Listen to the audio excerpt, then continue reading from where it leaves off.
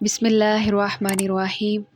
معزز سامعین، آج ہم جس موضوع پہ بات کرنے جا رہے ہیں وہ ہے قرآن کریم پڑھنے کی فضیلت۔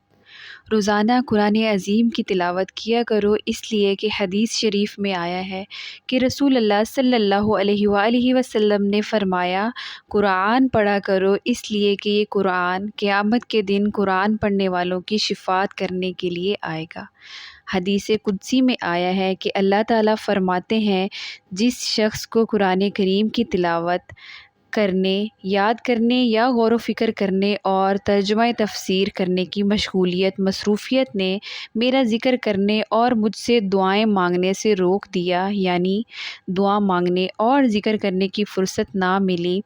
تو میں اس شخص کو اس سے بڑھ کر دیتا ہوں جو میں دعائیں اور حاجتیں مانگنے والوں کو دیتا ہوں، یعنی اس کی تمام حاجتیں اور مرادیں پوری کر دیتا ہوں۔ اور رسول اللہ صلی اللہ علیہ وآلہ وسلم نے ارشاد فرمایا کہ اللہ تعالیٰ کے کلام کو اور تمام کاموں پر ایسی ہی فضیلت حاصل ہے جیسی خود اللہ تعالیٰ کو اپنی تمام مخلوق پر۔ سبحان اللہ۔ ایک اور حدیث میں آیا ہے کہ رسول اللہ صلی اللہ علیہ وآلہ وسلم نے ارشاد فرمایا، تم قرآن سیکھو اور اس کا علم حاصل کرو، اس کو پڑھو اور پڑھاؤ، اس لیے کہ قرآن کی مثال اس شخص کے حق میں جس نے قرآن سیکھا اور اس کا علم حاصل کیا، پھر اس کو پڑھا اور پڑھایا بھی، تو اس پر عمل بھی کیا، خاص کر تہجد کی نماز میں پڑھا،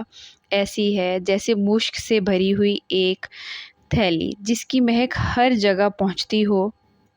اور اس شخص کے حق میں جو قرآن کو سیکھتا ہے تو اس کا علم بھی حاصل کرتا ہے، مگر رات کو غافل پڑا سویا رہتا ہے، نہ قرآن پڑھتا ہے نہ اس پر عمل کرتا ہے، حالانکہ اس کے دل کے اندر قرآن پاک محفوظ ہے، ایسی ہے جیسے ایک مشک سے بھری تھیلی جس کا منہ کس کر باندھ دیا ہو۔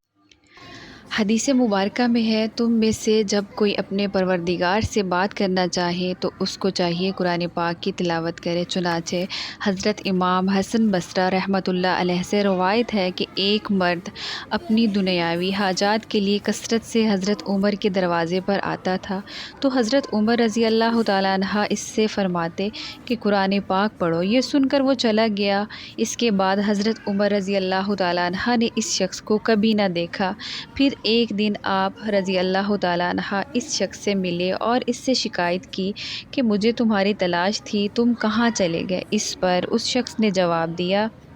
میں نے اللہ کی کتاب میں وہ چیز پا لی جس نے مجھے عمر کے دروازے سے غنی اور بے پرواہ کر دیا، یعنی قرآن مجید میں مجھے ایسی آیت مل گئی جس کی برکت سے میری نظر مخلوق سے ہٹ گئی اور خدا تعالیٰ پر بھروسہ قائم ہو گیا۔ تمہارے پاس دنیا کی حاجت کے لیے آتا تھا، اب آ کر کیا کروں؟ جیسا کہ اللہ تعالیٰ قرآن پاک میں ارشاد فرماتے ہیں، وَفِي السَّمَاءِ رِزْقُكُمْ وَمَا تُوعَدُونَ، یعنی تمہاری روزی آسمانوں میں ہی ہے اور جس چیز کا تم وعدہ کیے گئے ہو وہ بھی آسمانوں میں ہے، یعنی تمہاری روزی وغیرہ سب کاموں کا بندوبست ہمارے ہی دربار میں ہوتا ہے، پھر دوسری طرف متوجہ ہونے سے کیا حاصل؟ حدیث مبارکہ میں ہے، جس نے قرآن پڑھا اور پڑھایا اور عمل کیا تو اس کے والدین کو اللہ تعالیٰ قیامت کے دن تاج پہنائیں گے جس کی روشنی آفتاب کی روشنی سے بہت زیادہ ہوگی۔ حضرت علی رضی اللہ تعالیٰ عنہ سے روایت ہے کہ رسول اللہ صلی اللہ علیہ وآلہ وسلم نے ارشاد فرمایا، جو شخص قرآن شریف پڑھے اور اس کو حفظ کر لے اور اس کے حلال کو حلال سمجھے اور اس کے حرام کو حرام سمجھے تو اللہ تعالیٰ اسے جنت میں داخل کریں گے اور اس کے خاندان میں سے 10 آدمیوں کی شفاعت اس کے حق میں قبول کریں گے جن کے اوپر دوزخ واجب ہو چکی ہوگی۔ اس لیے ہمیں چاہیے زیادہ سے زیادہ قرآن پاک کو سمجھ کے پڑھنے کا اہتمام کریں۔ قرآن پاک پڑھنے کا سب سے عمدہ طریقہ یہ ہے، باوضو قبلہ کی طرف بیٹھ کر عاجزی سے تلاوت کی جائے اور سمجھے کہ اللہ تعالیٰ سے باتیں کر رہے ہیں۔ اگر معنی جانتے ہیں تو معنی پر غور کریں، جہاں اللہ کی رحمت کی آیت آئے وہاں رحمت کے وسیلے سے دعا مانگیں، جہاں عذاب کا ذکر ہو وہاں دوزخ سے پناہ مانگیں، اور جب یہ تمام کر چکیں تو خدا کی حمد اور جناب رسول اللہ صلی اللہ علیہ وآلہ وسلم پر درود پڑھ کر مغفرت طلب کریں۔